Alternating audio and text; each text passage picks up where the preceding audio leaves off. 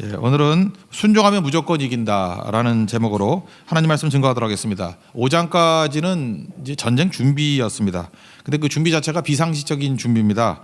뭐 돌 세우라 뭐 이런 거 하고 할례 받으라 이거 말도 안 되는 일이죠. 그리고 유월절 지키라 뭐 이렇게 우리가 상식적으로 전쟁 같은 준비를 하는 게 아니고 거의 예배와 또는 동시에 하나님과의 좋은 관계 뭐 이런 것들에 집중하는 것들을 했습니다.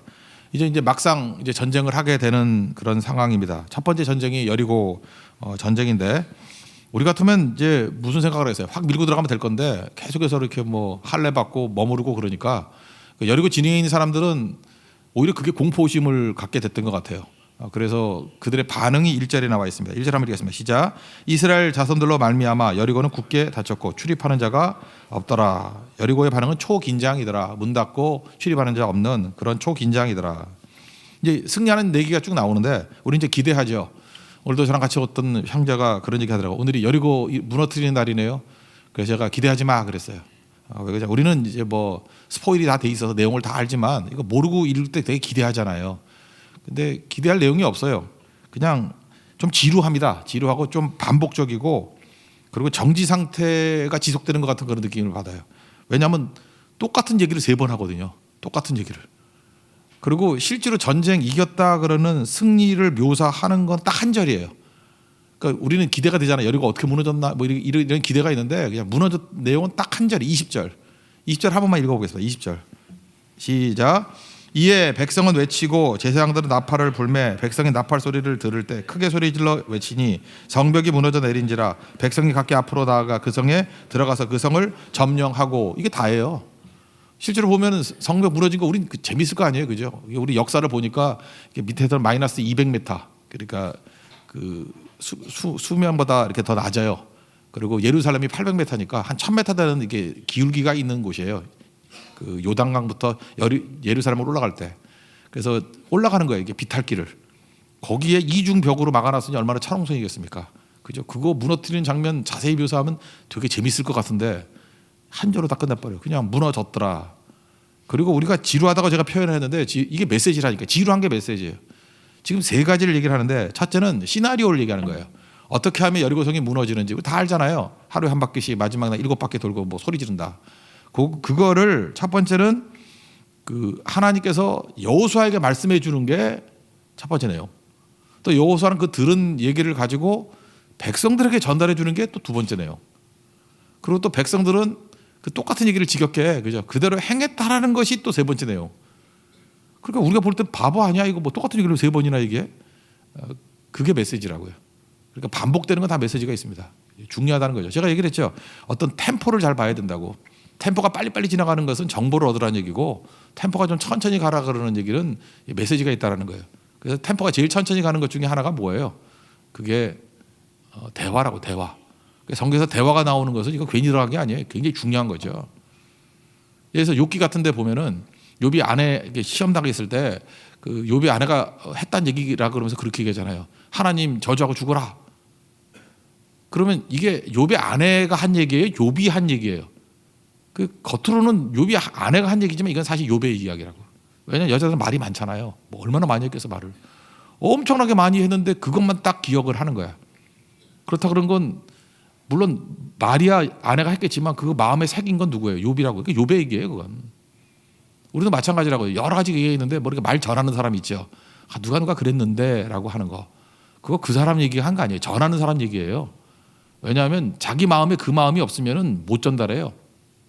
2살짜리 아이가 뭐 어른들의 그 사랑 이야기 전할 수 있어요? 2살짜리 아이는 그게 없기 때문에 전달이 안 되는 거예요. 아무리 들어도. 그죠? 말을 안다 할지라도 전달이 안 되는 거예요. 누굴 미워하거나 누구를 시기하거나 누구를 공격하거나 하는 것들이 누가 그랬다라고 하는 게 아니고 내 마음에 있는 거라고요.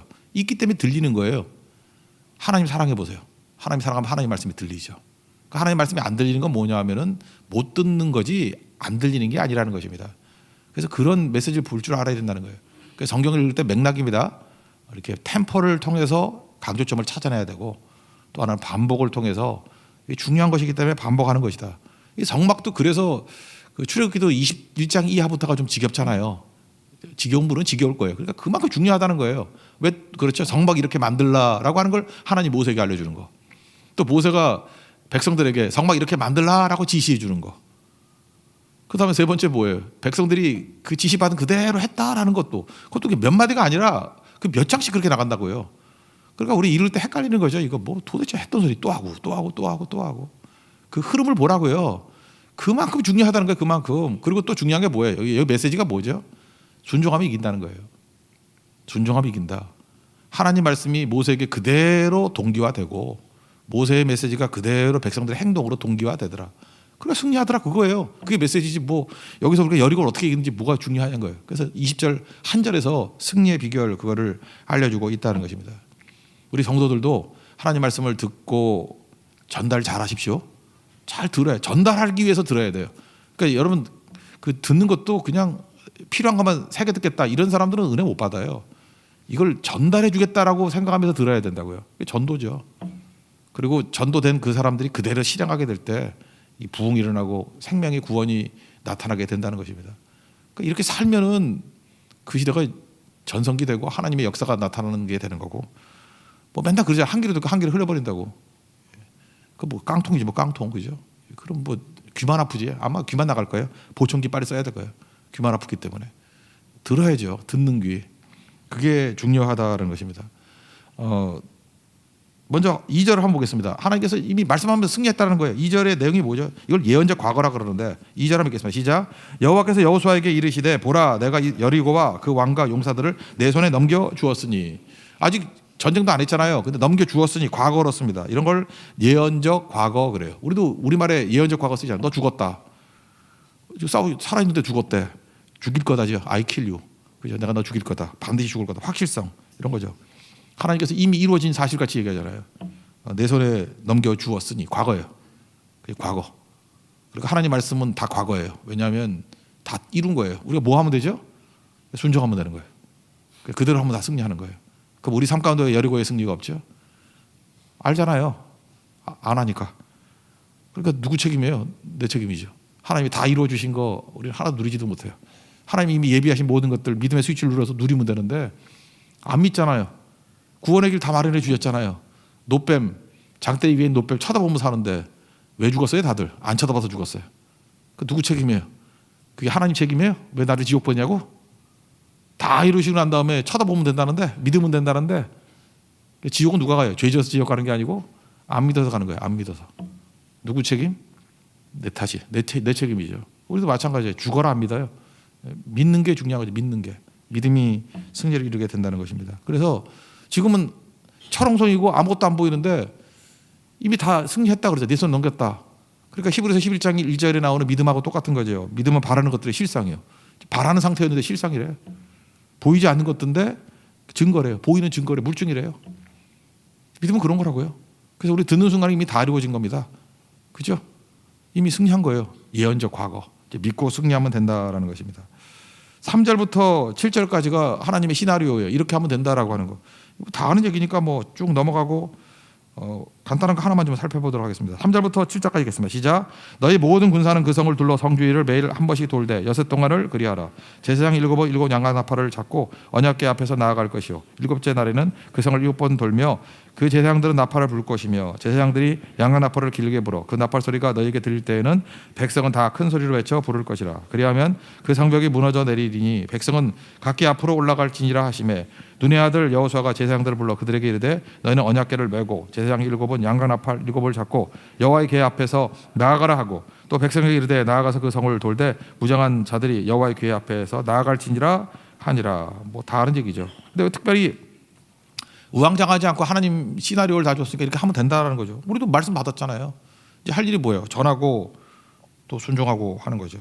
다만 이제 나팔을 왜 불었냐? 나팔의 의미는 이게 근거가 있어야 되죠.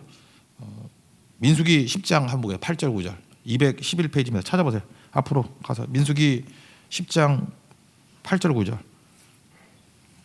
이게 민수기 10장 8절입니다. 8절 9절 민수기 10장 8절 9절 나팔의 의미 다 하시겠습니다. 시작. 그 나팔은 아론의 자손인 제사장들이 불지니 이는 너희 대대의 영원한 율례니라. 또 너희 땅에서 너희가 자기를 압박하는 대적을 치러 나아갈 때에는 나팔을 크게 불지니 그리하면 너희 하나님 여호와가 너희를 기억하고 너희를 너희의 대적에게서 구원하시리라. 제사장이 나팔 소리를 분다라는 건 뭐예요? 하나님이 기억하시고 구원해 주신다. 그러니까 지금 시대 같은 이 나팔이 뭐겠어요? 하나님 말씀이죠. 말씀 듣고 나가면 하나님이 기억하시고 구원해 주신다. 그러니까 여러분 말씀 듣고 나가는 거 이게 되게 중요한 거죠. 지금도 하루의 승리가 있기 위해서 새벽에 나와서 말씀 듣고 나가는 것과 그냥 나가는 것 뭐 하늘과 땅 차이죠. 그죠? 이게 민수기 말씀을 근거로 해서 주시는 거죠. 그러니까 여러분들 성경에 나오는 모든 얘기들은 다 근거가 있거든요. 이게 근거를 찾아가는 거 이게 되게 중요한 거예요. 그래서 두 번째 뭐랬죠? 여호와 하나님께서 모세에게 말씀하신 거. 이제 모세가 또 누구에게 전달해요? 백성들에게. 그죠? 백성들에게 이제 전하는 얘기가 8절부터 10절까지 나오거든요.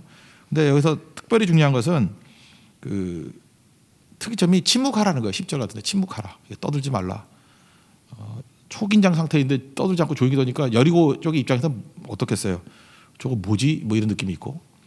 그 다음에 이스라엘 백성들은 무슨 느낌이었겠어요? 떠들지 않으니까 기도죠. 그게 일종의 묵상이고 하나님만 바라보고 기도. 그러니까 모든 승리는 누구에게 있어요? 모든 좋은 게 하나님께 있다고. 그게 영광, 은혜. 은혜가 하나님께 있어요.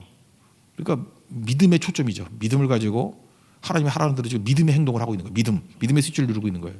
그 승리는 하나님께서 믿음의 스위치를 때 동기화를 우리에게 주시는 거죠. 그거예요. 대신에 말을 막 떠드는 건 뭐죠? 말도 일종의 설득이잖아요. 우리가 말을 잠깐만 하는 게 뭐예요? 내 마음 좀 알아줘. 누가? 주변 사람들이. 그 다음에 내 말에 동조해줘. 내 패거리도 좀 모여. 뭐 이런 거 아니에요? 그러니까 일종의 정치행위 아니에요. 내가 막 떠들고 막 뭘 하면은 내 주변 사람이 모이잖아.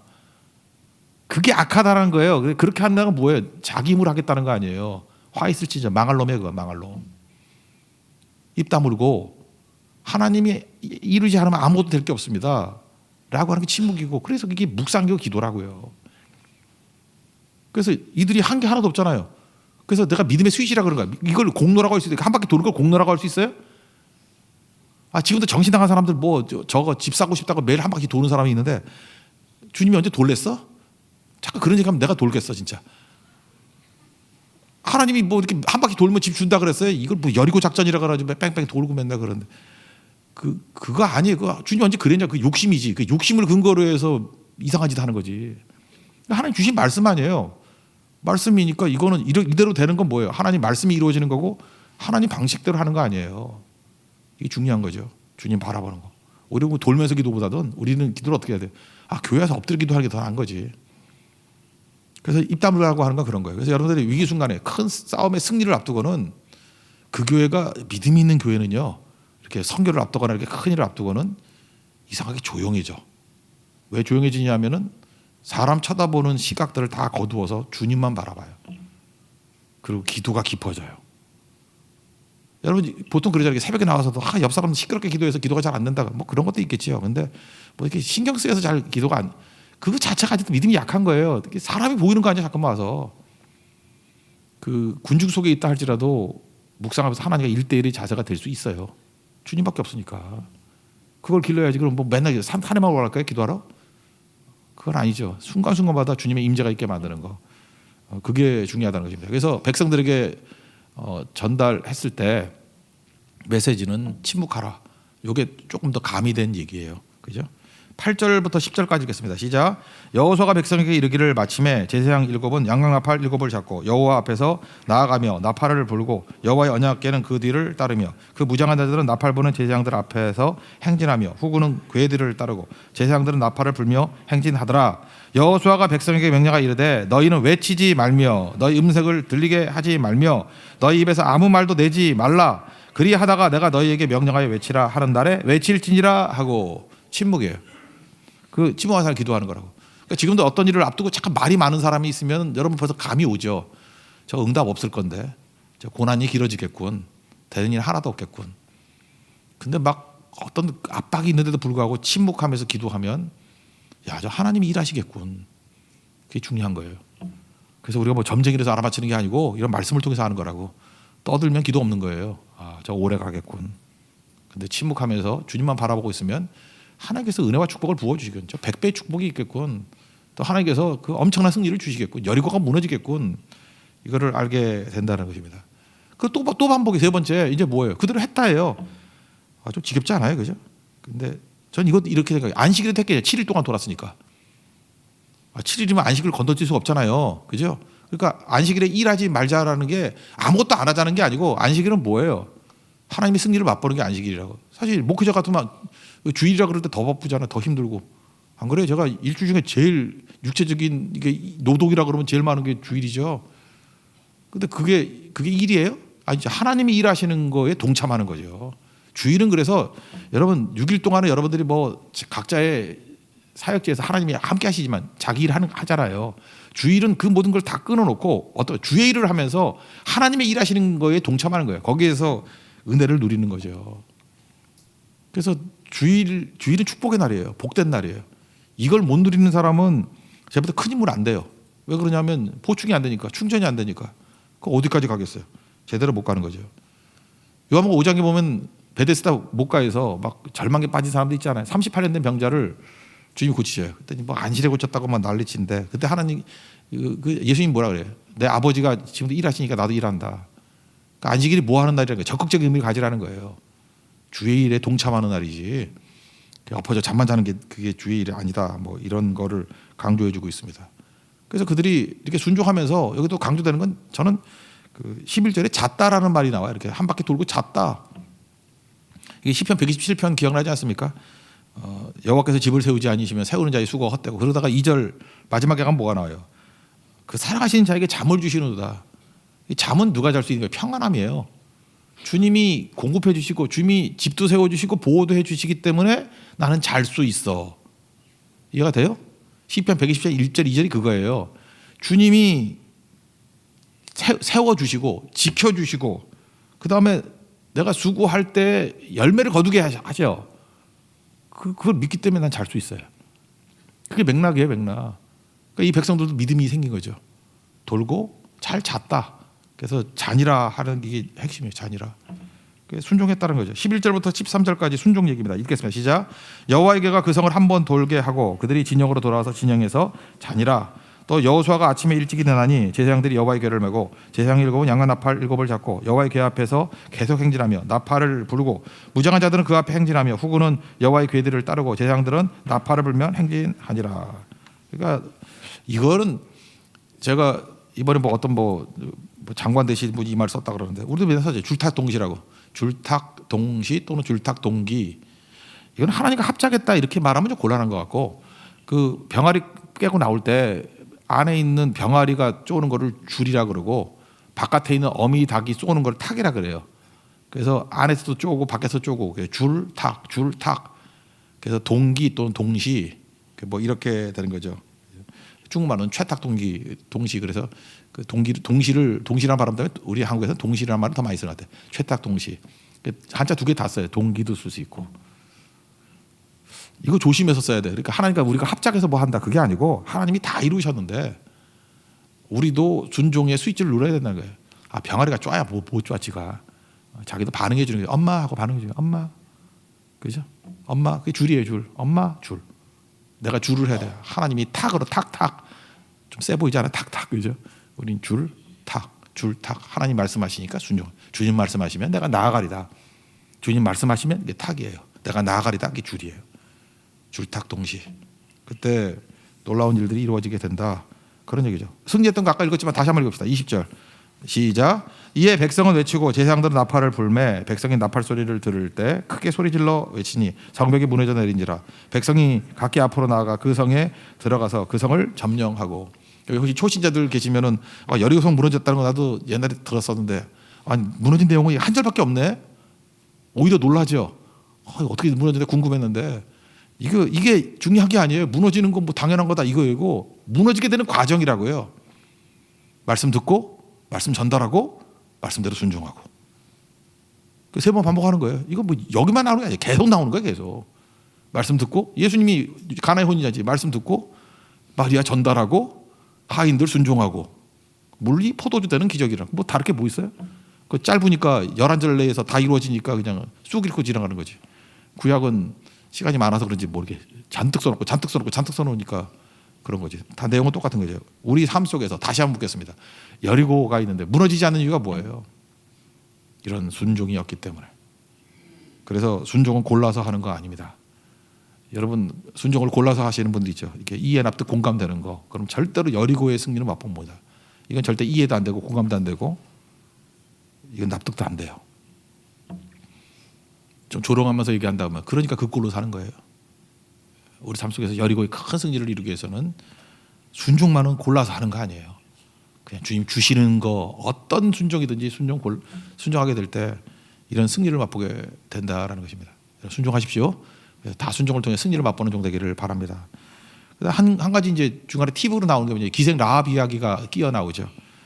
이건 구원받은 얘기 아니에요. 원래 다 망해야 되는데 구원받는 이야기. 이건 약간 좀 신학적으로 복잡한데 뭐 간단하게 설명해야 된다 그러면요. 우리는 한글말로 돼 있으니까 별로 중요한 게 아니지만 여기서 라합에 대한 얘기 중에서 많이 나오는 게 바친다라는 얘기가 많이 나요. 하나님께 바친다, 온전히 바침에. 이 바친다라는 말하고 그 히브리어 단어가 똑같은 게 진멸이에요. 진멸. 그 바친다고 진멸이 전혀 뜻이 다른 것 같은데 왜 똑같은 얘기냐 하면 6월절을 한번 생각해 보세요. 6월절의 승리, 그 어린 양의 피를 발랐을 때 이집트 사람들로, 애굽 사람들로 놓고 볼 때 죽음이죠. 심판이에요. 근데 유대인들이라는 입장에서 보면 어떤 일이죠? 구원이죠. 그러니까 구원은 100% 하나님이 주신 거죠. 그래서 그 생명값으로 하나님께 온전히 드리는 거예요. 첫 생명이기 때문에. 그래서 그게 바치는 게 되는 거예요. 바친다라는 뜻의 핵심은 뭐냐면은 번제하고 똑같은 거예요. 100% 하나님이 하셨습니다라고 하는 게 바치는 거고, 진멸은 100%로 하나님을 거부했기 때문에 죽는다 그 얘기예요. 그러니까 이해가 되죠. 이거 하나만 가지고도 하루 설교를 해야 되는 건데 하여튼간에 그런 얘기예요. 바친다와 진멸이 동의어라고요. 그래서 이 첫 번째 싸움이기 때문에 이 첫 번째 싸움에서 하나님께서 진멸을 명하셨다. 진멸은 뭐냐 하면 그 약속을 거부한 사람에게는 그냥 죽음이고요. 그 다음에 약속을 지켰던 사람은 구원이잖아요. 이건 100% 하나님의 것이다. 첫 승리는 내 거다라는 거예요. 초태생은 내 거다. 손대면 안 돼 이거는. 그래서 다 태우는 거예요. 태워서 태운다는 게 심판이고 그에게는 심판이고 하나님께는 온전히 드리는 번제인 거예요. 그게 진멸이고 그게 바친다예요. 온전히 바친다. 온전히 태운다. 그게 번제거든요. 온전히 바친다. 이게 완전한 헌신. 나중에 제가 레위기 할 때도 설명해 드릴게요. 그 얘기거든요. 그래서 그 다음에 7장에 가면 아간이 뭐 다 안 바치 숨기죠. 그래서 이놈이 죽는 거예요. 이게 우상이거든요. 하나님이 다 하신 게 아니라 내가 좀 했어라고 하는 자기 공로가 들어가는 거예요. 그래서 아간은 그 뭐 물건 감췄다 정도가 아니에요. 이건 자기 공로예요. 자기 의라고 로마서적인 표현에 의하면 그래야 이해가 되는 거죠. 이건 하나님을 인정하지 않는 행위라고요. 근데 하여튼 진멸할 여리고 백성이잖아요. 라합이 살았어요. 이유는 뭐죠? 믿음 때문에. 믿음이 뭐였죠? 설명해 주잖아요. 붉은 줄 달면 산다고. 그래서 붉은 줄 달아서 살았어요. 노란 줄 달면 죽었어요. 하라는 대로. 노뱀 쳐다보라 그런 사람은 살았어요. 예수를 믿으라 그런 사람은 다 살았다고요. 그거 순종했다는 얘기예요. 믿음의 스위치를 누른 게 라합이라서 구원받았다. 17절부터 19절까지 한번 읽겠습니다. 시작. 이 성과 그 가운데 있는 모든 것은 여호와께 온전히 바치되, 이거 줄 거놓으세요. 기생 라합과 그 집에 동거하는 자는 모두 살려주라. 이는 우리가 보낸 사자들을 그가 숨겨주었음이니라. 너희는 온전히 바치고, 또 줄 긋고, 또 그 바친 것 또 줄 긋고, 어떤 것이든지 취하여 너희가 이스라엘 진영으로 바치는 것이 되게 하여, 이것도 줄 긋고, 고통을 당하게 되지 아니하도록 오직 너희는 그 바친 또 줄 긋고 물건에 손대지 말라. 은금과 동철 기구든 다 여호와께 구별된 것이니 그것을 여호와의 곳간에 드릴지니라 하니라. 예, 이것도 시간만 나면 이것도 살피면 너무 재밌을 것 같은데, 바치고 이게 진멸 이거 굉장히 중요한 메시지예요. 기생 라합이라고 잠깐 표현하는 이유가 뭘까요? 기생이 제가 설명했죠. 기생 라합 나올 때 영안치 주인이라고 해석하려고 그러는데 그렇게 해석하면 안 돼요. 이게 창세기 38장에 나오는 그 다말이 창녀로 뭐 나올 때 그 창녀가 똑같은 단어. 이거 정도는 히브리어를 하나 표현해 주겠네. 히브리어는 말하기 싫은데 나도 잘 몰라서. 포르노임이에요. 포르노임. 히브리어를 포르노임. 여기서 영어 많이 쓰잖아요. 요즘에 포르노라고. 그죠? 히브리어 포르노임. 이게 창녀거든요. 포르노임에서 포르노라는 말이 나왔어요. 영어 이렇게. 그럼 좀 감이 오겠네. 그죠? 이거 뭐 느낌이 오잖아요. 창녀예요, 창녀. 그런 거라고. 근데 이거 뭘 얘기를 하죠? 신분에 관계없이, 윤리 도덕적인 수준에 관계없이 예수 믿으면 구원받는다 그 얘기예요. 일부러 이걸 강조하는 거예요. 그래서 아무리 보잘것없는 존재를 할지라도, 그래서 이거 강조해요. 우리는 같으면 과거를 숨기고 싶죠. 이런 부끄러운 얘기 자꾸 이렇게 갖다 붙여. 이거 기생 라합. 그래서 우리도 말할 때 맨날 라합 그러면 뭐가 박자가 안 맞잖아. 기생 라합. 그래서 기생을 빼고 싶다고 하는 사람이 있는데 아니 붙여줘야 돼요. 기생 라합이라 할지라도요. 믿으면 구원받는다. 또 그다음에 거기 룻도 나오잖아요. 룻도 그냥 룻이라 그래요? 모함 여인 룻 맨날 그러잖아요. 거기 계속 모함 여인 룻, 모함 여인 룻, 모함 여인 이방인이라는 거 계속 강조하는 거예요. 그럼에도 불구하고 믿으니까 구원의 놀라운 역사가 나타나더라. 우리도 막달라 마리아도 그냥 막달라 마리아는 건 얼마나 좋아. 막달라도 별로 안 좋잖아요. 막지를 뭐 거지 같잖아. 돈 달라 그런 거 같잖아. 막달라 마리아도 하는데 막달라 마리아 앞에 꼭 붙는 게 나와요. 마가복음 16장에 나오잖아. 부활의 첫 증인인데 7 귀신 자였던 막달라 마리아 이렇게 나와. 그럼 7 귀신 들렸던 거를 왜 잠깐만 강조하죠? 그렇게 영적 상태가 안 좋았던 사람이었고 마귀에게 사로잡혔던 자도 믿으니까 저렇게 쓰임받 부활의 첫 증인 되지 않았느냐. 그 강조하는 거예요. 사도 바울도 그런 거 아니에요? 내가 옛날에 뭐 핍박자, 포행자, 뭐 회방자였는데 내가 이제 그리스도의 사도가 되었다. 그거 착 갖다 붙이니까 뭐예요? 나 같은 죄인 살리신 주 은혜 놀라와. 그거지요. 철저히 내 공로를 무시하는 이게 용법이에요. 나는 내가 잘난 게 있어서 된 게 아니라 믿음에 의해서 하나님의 은혜에 의해서 내가 구원받게 되었습니다. 이거를 강조. 그리고 거기서 멈추는 게 아니라 온 가족 구원시켰잖아요. 그죠? 온 가족. 그래서 이제 말하는 게 뭐죠? 야, 네 그 잘났다 그러는 인간들, 너 누굴 구원시켰니? 너 맨날 네 잘난 척만 해서 주변 사람들 다 실족하게 만들었고 넘어지게 만들지. 한 게 뭐 있어? 근데 기생 라합 봐. 이렇게 어떻게 보면 조롱도 당할 거고 어떻게 보면 천시도 당하고 무시당하고. 근데 봐 믿음 붙들고 그와 연관된 모든 사람 살렸잖아. 그 얘기라고요. 우리에게 주는 메시지예요. 뭐 그렇게 잘났어? 믿음 붙들지 않고 딴 거 외치는 사람은 다 무너뜨리는 자예요. 믿음 붙드는 하나님 백성 되기를 바랍니다. 그거 한번 읽어보죠. 22절부터 25절까지 한번 읽겠습니다. 시작. 여호수아가 그 땅을 정탐한 두 사람에게 이르되 그 기생의 집에 들어가서 너희가 그 여인에게 맹세한 대로 그와 그에게 속한 모든 것을 이끌어내라 하매 정탐한 젊은이들이 들어가서 라합과 그의 부모와 그의 형제와 그에게 속한 모든 것을 이끌어내고 또 그의 친족도 다 이끌어내어 그들을 이스라엘의 진영 밖에 두고 우리가 그 성과 그 가운데 있는 모든 것을 불로 사르고 은금과 동철 기구는 여호와의 집 곳간에 두었더라. 여호수아가 기생 라합과 그의 아버지의 가족과 그에게 속한 모든 것을 살렸으므로 그가 오늘까지 이스라엘 중에 거주하였으니 이는 여호수아가 여리고를 정탐하려고 보낸 사자들을 숨겼음이었더라. 라합 하나 때문에 이 아버지 집 다 구원받고 더 중요한 건 그에게 속한 모든 것을 살렸다. 여러분들 뭐 이름 뭐라고 갖다 붙이지 모르지만 여러분들 기생 라합 되십시오. 기생 라합. 그래서 온 가족을 구원시켜야 될 거 아니에요. 뭐예요, 여러분들? 여러분 믿는다 그러면서 가족들은 다 지옥 보내고 여러분이 사업을 해요? 그럼 사원들 직원들 구원시켜야죠. 돈만 벌면 다예요? 돈 좀 그만 벌고 구원하는 데 좀 집중하고요. 그리고 친구들 맨날 만나서 맛집만 다닐 거예요? 맛집 먹다가 맛집 왜 가죠? 지옥 가려니까 불쌍해서 잘 먹고 보내려고? 예, 라면 먹더라도 천국 가는 게 낫죠. 그죠? 그거 전달하자고 우리가 고성성령 가는 거 아니에요. 근데도 불구하고 뭐 돈 없어, 시간 없어, 짜증나, 뭐 불편해, 추워서. 여러분 이게 우리가 얼마나 큰 특권인지 모릅니까? 기생 라합을 보세요. 이렇게 조롱받고 아무것도 아닌 사람들 주변 사람 다 건져내잖아. 우린 뭐냐는 거예요. 부끄러움을 알라는 거죠. 그죠? 우린 뭐냐? 그게 오늘 메시지입니다. 우리도 잘 하나님 앞에 쓰임 받는 우리 믿음의 신실한 종 되기를 축원합니다. 예, 자리에서 일어나겠습니다. 350 아니 오늘 나팔 소리로 승리하는 찬양합시다. 180장 찬송하겠습니다. 180장.